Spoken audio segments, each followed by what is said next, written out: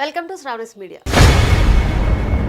తెలంగాణ రాజకీయాల్లో మరోసారి తీవ్ర ఆరోపణలు కలకలం రేపుతున్నాయి. బీఆర్ఎస్ నేత మాజీ మంత్రి హరీష్ రావుపై ఆ పార్టీ నేత కవిత సంచలన ఆరోపణలు చేశారు. బీఆర్ఎస్ అధినేత కేసీఆర్ ఆరోగ్యం బాగుండకూడదనే ఉద్దేశంతో హరీష్ రావు క్షుద్ర పూజలు చేయించేవారంటూ కవిత చేసిన వ్యాఖ్యలు ఇప్పుడు పెద్ద దుమారం రేపుతున్నాయి. హరీష్ రావుకు గతం నుంచే ఇలాంటి వ్యవహారాలపై ఆసక్తి ఉందని కవిత వ్యాఖ్యానించారు.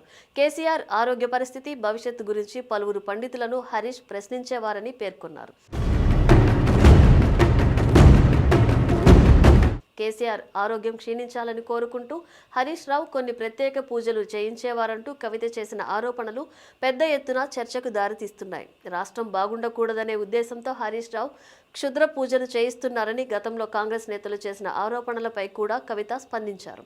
అయితే వారు చెప్పిన దానికంటే అసలు విషయం మరింత భిన్నంగా ఉందని వ్యాఖ్యానించారు. కేసీఆర్ ఆరోగ్యానికి సంబంధించి హరీష్ రావు గతంలో అనుసరించిన వైఖరి గురించి కాంగ్రెస్ నేతలకు పూర్తి స్థాయిలో సమాచారం లేదని అన్నారు. కేసీఆర్ కుటుంబంలోనే రాజకీయ విభేదాలు తీవ్ర స్థాయికి చేరుకున్న నేపథ్యంలో కవిత చేసిన ఈ వ్యాఖ్యలు రాజకీయంగా చర్చనీయాంశంగా మారాయి.